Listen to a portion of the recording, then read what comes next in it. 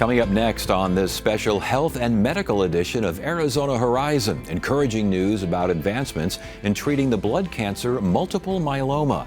Also tonight, new research looks at the positive impact that the nutrient choline has on Alzheimer's disease, and the differences between ER and urgent care facilities and what those differences mean for patients seeking treatment. Those stories and more next on this special edition of Arizona Horizon. Arizona Horizon is made possible by contributions from the Friends of Arizona PBS, members of your public television station. Good evening and welcome to this special health and medical edition of Arizona Horizon. I'm Ted Simons. Researchers at Mayo Clinic, Arizona have developed new treatments for the blood cancer multiple myeloma. The advancements are extending lifespans and offering hope to patients and their families. We learn more about these advancements from Dr. Rafael Fonseca. He's the Chief Innovation Officer at Mayo Clinic, Arizona. Thank you for having me. It's a pleasure. Let's talk about multiple myeloma. What is multiple myeloma? So myeloma is a cancer that arises from the bone marrow. Some people will call it a blood cancer. It affects mostly individuals in their 60s and 70s.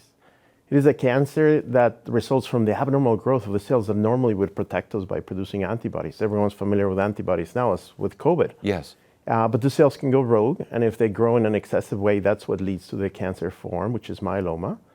And patients, as a consequence, can have a number of symptoms like destruction of bones, anemia, and also problems with their kidneys. How common? We have about 35,000 new diagnoses per year in the United States, so it's not an uncommon cancer. It's the second most common blood cancer after lymphomas. Risk factors involved? Most of it is just general susceptibility. Age is, of course, a factor. It's very slightly more common in men. It's twice as common in individuals that are African American, but by and large, there's nothing you do or you should stop doing that would make it less likely to occur. Nothing environmental that you found so far? No, nothing major. There's a few factors, but they're not major players in the risk. The treatment, we can talk about your treatment, but heretofore, what was the treatment for multiple myeloma? Well, when I started training, it was old-fashioned chemotherapy. That's 25 years ago plus, when we were using pills that were, considered in the chemotherapy category. And ever since, we've come a long way, where we now bring small molecules, targeted treatments, and most importantly, I think, immunotherapy approaches. Immunotherapy is a big deal here. That is correct. How so? Well, people had a hard time at the beginning to know how to harness the person's immune system to fight back against cancer. Cancer, at the end of it all, it's a failure of our immune system to have recognized those cells as cancerous. So now, through genetic engineering and also through biotechnology, we can actually prime the person's own immune cells to go and fight back very specifically against this cancer cells. Was there, and I know so many advances here from Mayo Clinic, Arizona, but was there an aha moment in terms of this development? Yes, I think the aha moment is a combination of things, and that comes out from the past 20 years, where we have seen over 20 FDA approvals for various treatments of myeloma, and we soon realized that one of them alone would not do the trick, so we had to create a team. And now through a team approach, meaning that we combine some of these drugs or treatments that we have available, we can put a large number of patients into very durable remissions. And when you talk about durable remissions, are these situations where they are still compromised in some way, shape, or form? Because I know someone who has this and who it's like he's cured, for goodness sakes, for the past 20 years. Yes, the best situation would be for someone not to be my patient, of course, that we meet socially, but the treatments are surprisingly well tolerated. And many of my patients, as I see them out in the street, I tell them, people would not know that you're dealing with multiple myeloma. Now, we're very mindful, we're careful with the side effects. We explain all of this in detail to patients, but our goal is to get them back to their normal lives and as much as possible to a normal life expectancy. Did research on other cancers guide this research on this particular cancer? I think it's true, but it's true also in the reverse direction. That is, myeloma research has guided developments in other cancers, and we all talk to each other. We're somewhat silo approach that, yes, I focus on myeloma, but when we go to our meetings, I want to learn what they're doing in brain and lung cancer and all other cancers. What about lymphomas, leukemia, these sorts of things? What is there a bit of a silo with multiple myeloma, or can it apply to the silo walls are thinner there because actually they're next door neighbors. Yes. So lymphoma is a next door neighbor to myeloma, and well, they're fundamentally different if you ask me from the science and the biology. Some of the treatments that are used there we use as well too, and we exchange the use of some of those drugs and newer treatments like CAR-T. So remission is possible? Is it likely, or is that just too individual a case? It is very likely. So nowadays, if you take a patient who has a newly diagnosed myeloma, I should say that 95% plus of patients should achieve very good remission. What we call a complete remission, meaning a disappearance of those tumor markers that allow us to know that there's myeloma in the background, should occur in about 70 to 75% of patients. Now, but are we talking cure here? Well, it's hard right now to talk about that. I am personally convinced we're already curing a fraction of our patients. For most of the ones we tell them are cures, when we look back and we see that they were diagnosed 15 or 20 years ago, and still there's no evidence of recurrent disease. Yeah. We're going to talk about vaccines, mRNA vaccines tomorrow, but I want to find out if there is such a thing as a vaccine possible for this. There's some work going on, but it's not at the forefront for our progress right now. I think most of the most exciting areas is modifying the person's own T cells, something called CAR Ts. Yes. And bispecific antibodies. So we use those now routinely in the clinic and with wonderful results. So, and I want to talk about what you're doing and why these results are so wonderful. What are you doing differently than other hospitals, research organizations, what they're up to? Well, we've taken a multi-pronged approach, that involves, multiple aspects. Of course, working with the multidisciplinary teams. We have research laboratories that are devoted to the study of myeloma, its origins. Importantly, how can we go about treating this? We think we can provide state-of-the-art clinical care, and that's aided in no small part because of the technology we have for diagnosis, for monitoring, and also a big chunk of this is our participation in clinical trials. So it's a composite of all of that I think makes this quite special for patients. And so advancements from here, where do you go? What do you focus on?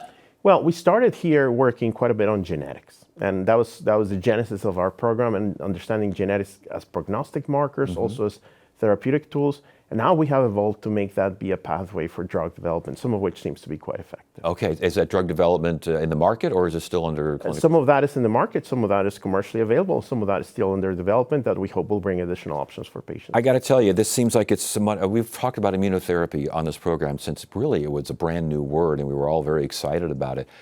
Seems to have come a long way, but this seems like it is an especially good cancer story. Am I getting that wrong? I think it may sound self-serving, but I think myeloma has been an example for many other cancers because the number of approvals, the developments in understanding the disease, and most importantly, the ability to change the survival for patients made it a very attractive field. I mentioned I started 25 years ago. No one wanted to do myeloma. You were last in line if you were doing myeloma. Nowadays, everyone wants to work in myeloma because of this dynamic environment. Wow. Well, congratulations on all the great work there and the great stories. Dr. Rafael Fonseca, again, Mayo Clinic, Arizona. Again, we love doing positive health stories, and this is one of them. Good to have you here. Thank you. It's my pleasure to be here. Hi, I'm Catherine Anaya, host of Horizonte, the groundbreaking program that has served as a platform for Arizona's Latino community for more than 2 decades. Latinos care about issues across the board, just like everyone else. There's a lot of diversity in thought and opinion. We just need to make sure parents understand the value in having multilingual students. We like to hear our voices heard. Stream episodes online at azpbs.org, YouTube, or on the PBS app. Arizona PBS would like to recognize all of our dedicated Legacy Society members. These are individuals who have generously included Arizona PBS in their estate planning. We are so grateful these loyal viewers chose to make the future of Arizona PBS a part of their lasting legacy. Thank you. To learn how you can join the Legacy Society, please call Robin Duda at 602-496-3614.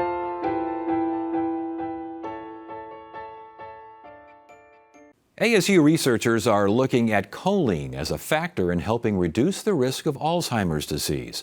We looked at these promising results with Ramon Velasquez, a neuroscientist at ASU's Neurodegenerative Disease Research Center. What is choline? That's a great question. First of all, thank you for having me. You So bet. choline is a organic compound that's produced endogenously by our body, right? So our body, mammalian species, that means animals, other forms of animals, including humans, we can produce it. However, it's been noted based on multiple years of research that the amount you make within your body is not enough. So you need to actually consume it in your diet. you need dietary choline. Yeah. Okay, dietary choline. What do we need to eat more of? So what do you need to eat more of? It depends on what type of diet you're typically attuned to, right? So we know that there's individuals that are plant-based eaters. Some do eat animal products, some don't.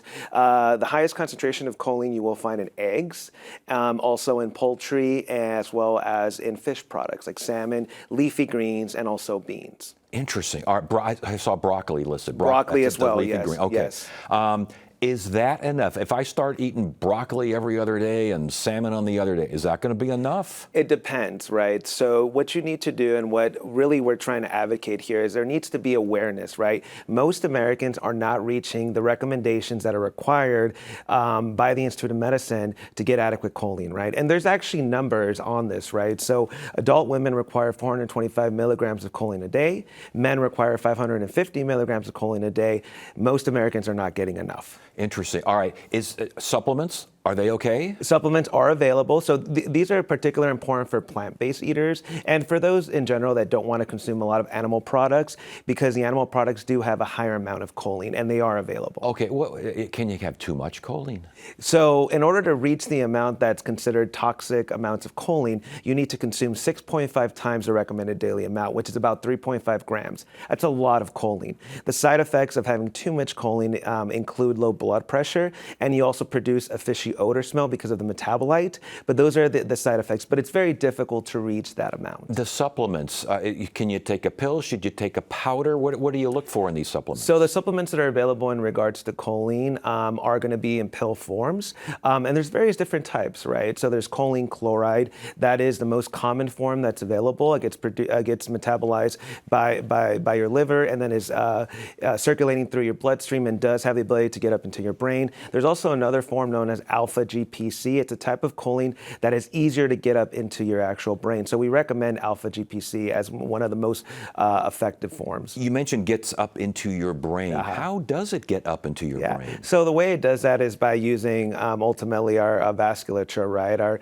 The circulating throughout your blood, right? So if choline is processed by your stomach and then it makes its way into digestive tracts, it can be absorbed into your brain. In order to do that, there's actually transporters in what's called the blood-brain barrier, which protects from things that you don't want to get into your brain getting in, and then choline is allowed to transport into the brain. Wow, how interesting. And once it gets into your brain, does it affect neurotransmitters? What does it affect? That is a great question, and that's what we've been finding, right? So when these recommendations were first established in 1998, we believe, well, the scientific field believed that it was predominantly related to fat metabolism in your liver. What we have found now is that it's important in creating chemicals in your brain that are important for learning and memory, high order cognition. It also allows for building cell membranes, which are going to protect what goes in and out of your cells, and overall going to enhance cognitive function. And I know from your research that if you take the choline and you get enough choline and you exercise, which seems like a panacea these days for everything, you're on a pretty good track. Yes, that's actually, I'm glad you brought this up. I'm actually heading to a workout class after this, right? And what we have done in that regard, and there's a lot of research around this, is that combining lifestyle factors that are important, that are going to allow for reduction in a lot of metabolic dysfunction. So metabolic dysfunction, for example, includes disorders like diabetes, high blood pressure, things of that sort. Those are risk factors for disorders like Alzheimer's disease. If you can reduce those by one, exercising, and two, there is evidence that choline can actually buffer or reduce those aspects. The probability of having a prevalence for Alzheimer's disease goes down drastically. Okay, are they on separate tracks or do they kind of work together? Hard to know. I mean, do we know that? So do we know whether there's combined effects if you combine both? The literature there is a little thin. We are actually working on some of this with colleagues at ASU currently, but we know that the processes that they affect are similar, right? So if you exercise, you're gonna affect cardiovascular function. That's going to promote health. And if you take choline, it actually has the ability to regulate, for example, glucose levels, which is important because you don't want to progress to diabetes, risk factor for Alzheimer's disease. Interesting. Okay, how do you know you're not getting enough choline? See, that is the number one question that we always get. There's no test that you can go and routinely get. No blood test? Right. There is a blood test, but you have to request it, right? So you can go to your doctor and say, can I measure the amount of choline levels that I have? The way that we get around that is by doing dietary questionnaires. We can actually give you a dietary questionnaire, and we can estimate the amount of choline that you're actually consuming, right? But most Americans, do not know what choline is, right? Usually when I give seminars, I ask, who knows what choline is? About 10% of individuals raise raise their hand. They know what it is. 90% of Americans are deficient in choline. That means they're not getting the recommended daily intake amount that they need. If 90% of Americans are deficient, and we've seen just this increase in Alzheimer's, which obviously has something to do with lifespans and increasing lifespans, I mean, that alone suggests something's going on. Yeah, I think what this suggests is that choline is a component that we need to be attuned to in order to try to deter from disorders like Alzheimer's disease. I think, but I think once again, going back to the combination of factors, right? It's not just choline; it's a combination such as, do you get enough exercise? Are you cognitively engaged? Right? We were just having conversations about how to crossword puzzles actually activate areas of your brain that can actually promote what's called cognitive resilience. That causes a buffer, so when a disease like Alzheimer's disease hits, your neurons, which are the cells in your brain that produce our behaviors, can kind of remove those so they don't actually overtake your behaviors. This is really interesting because, again, choline, I'm thinking, just talking chlorine, you're talking about a swimming pool here, right. And most people just haven't heard about it, and it's so important. Again, Ramon Velasquez, great information. Thank you so much. Good to have you here, and good to see you again. Oh, it's a pleasure. Thank you so much. All right, thank you.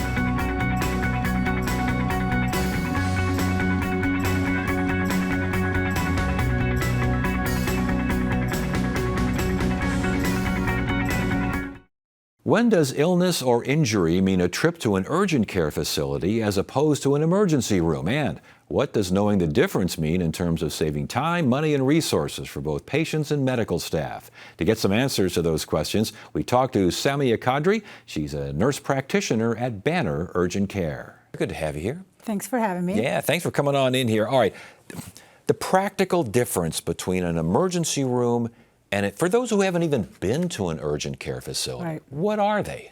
So the urgent care sees minor illnesses, minor injuries,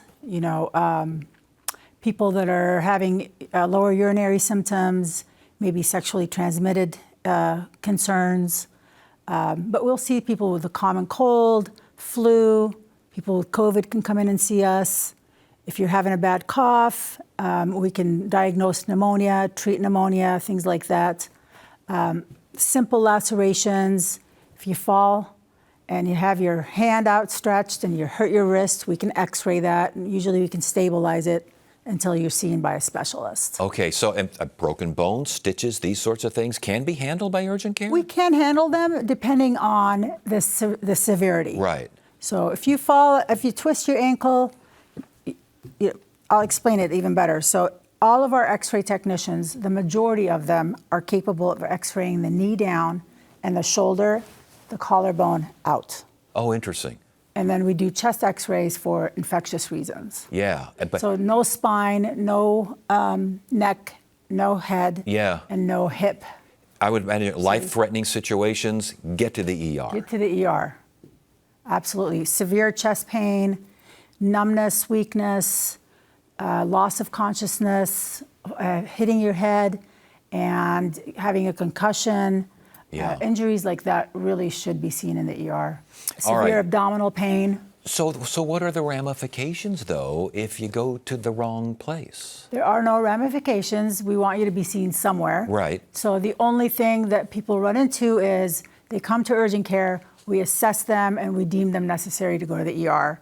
And people will get a little upset because they thought they made the right choice, but really, essentially, we want the best outcome. So we will just recommend ER, call 911, do non-emergent transport if they don't have a ride. Interesting. Okay. Insurance, what are the insurance implications here? We take most insurance in the urgent care except for out-of-state Medicaid. Interesting. So okay. in-state, we take most insurances. And when they come in, they can call the urgent care. We'll also we'll give them information on their insurance. But as far as the ramifications are concerned, I would think going to the wrong place might put some undue pressure on staff, maybe unnecessary pressure on staff. True? No, we're very really? well equipped for emergency situations. It's that we lack equipment to diagnose certain things. All right. Okay. I'm going to give you a bunch of scenarios. I know you guys were going to try and quiz me, but I've turned the tables. I like it. I like the scenario aspect of it. Okay. Chest pain, tightness, confusion, shortness of breath. Where do we go? ER. No question. No question, unless if you're younger and you've been working out and you're like, oh, my chest kind of hurts. Yeah. You might come to the urgent care. We might rule out that you have more of a musculoskeletal pain. But if you have chest pain that's crushing, arm weakness, I would say call 911. That's signs of a heart attack there, Definitely. and that's serious. Don't drive business. yourself. Yes. Yeah. Okay. Scenario: child bitten by a dog. The child's in pain. Where do you take the kid? You can bring them to the urgent care if they're bitten by a dog. I mean, you're not going to give a child any more medication than Tylenol or ibuprofen. That usually works for children a lot more than adults. But we would assess them and we would start them on prophylactic antibiotics because that's the standard treatment. And if stitches were needed, as long as it's not crazy, you would be able to do that. Yes. But the deeper the bite, the more serious the issue. Maybe you need, Yeah, usually with the deeper the bite, we don't really suture dog bites. Unless they are, the skin is severely torn, then we do a very light, a gentle suture so that you can allow for drainage because we don't want to trap bacteria. Okay, I got you. All right, another scenario here. Are you ready for this I'm one? ready. All right. Coughing up any amount of blood. I would say the ER. ER, okay. Not a good sign. Because that's a sign of a whole bunch of things that could be wrong, right? All sorts of things. Blood clot in the lungs, a bad infection, rusty colored sputum with TB. So really, it's pretty significant if you're coughing a significant amount of blood. Right. All right. You can have blood-tinged sputum, spit. Yeah. That we don't worry about as much, blood-tinged. But if you're coughing up copious amounts of blood, right, we want you to go to the ER. Oh boy, okay. Got another one here for you. Sure. Relentless fever and flu symptoms. You can come to the urgent care. We'll diagnose you with the flu because we can run a rapid test. We can treat within the first 48 hours. We can give you Tamiflu if you're, right, younger, older. A lot of times middle-aged adults, younger adults don't really need an antiviral for the flu. They need supportive care. And most of the time people just want to know, what am I sick with? Right. Is this the flu? Is this COVID? Or is this just a common virus? It would save a lot of time and a lot of money, I would imagine, to go to urgent care. Yes. Because, if you go to the emergency room, you could be sitting there all day and they finally say, you got the flu, go home. And it's the price is astronomically different. Yeah, interesting. But what if the fever is like over 103 or something like that? And it's not coming down with ibuprofen or Tylenol? Yeah, it does. Or maybe it comes with a rash. Fever with a rash. Yeah. Well, then you want to think about valley fever, right? Yes. Especially with the rash on the knees, the ankles, the joints. Is that where that? Yeah, erythema nodosum is what it's called. Cough, fatigue, and then you get this crazy rash. You can come to the urgent care and we'll draw blood for valley fever and we'll do chest X-rays and get you going on the right track. But if it's over 103, you better be careful, right? That's pretty high. That's pretty high. I've seen a lot of adults with 103.5, and I'll usually hydrate them and give them some, Tylenol, ibuprofen, and within an hour their fever reduces because they've lost so much fluid and their body just cannot keep their temperature under control. That's another one. Arizona-specific symptoms, signs of dehydration. Wow. Exactly. Nausea, yes, headache, yes, abdominal pain, That's the early sign is, I call it thirst. Yeah, Right? If you're yes. thirsty, you're going to get dehydrated. Muscle cramps. Those significant symptoms should go to the ER because we cannot do labs to assess for any kidney involvement, liver, because with severe heat exhaustion, Yes. you can have a lot of end organ damage. Last question here, Sammy, and this is really great stuff here. Is there a concern now that too many people are going to the ER? Is that a continuing, a growing concern? I think we have so many people living in Arizona that I'm not sure if there are too many that are going. I think some are going for the wrong reasons. Yes. So if they can use the urgent care, it'll alleviate the ER's burden, which is inundated in the wintertime. Flu season, people are desperate. It's 2 a.m. They have a high fever. They feel like absolute crap. Excuse my language. That's but okay. They feel so horrible that they just want someone to, tell them what's wrong with them. So, sometimes waiting till 8 o'clock in the morning and going to urgent care would alleviate the burden off the emergency room. Oh, this is just great information. Sammy Kadri, again, Banner Urgent Care nurse practitioner and expert on where you go when you need to go, huh? Thank you so much. Thank you. Appreciate you. And that is it for now. I'm Ted Simons. Thank you so much for joining us on this special edition of Arizona Horizon. You have a great evening.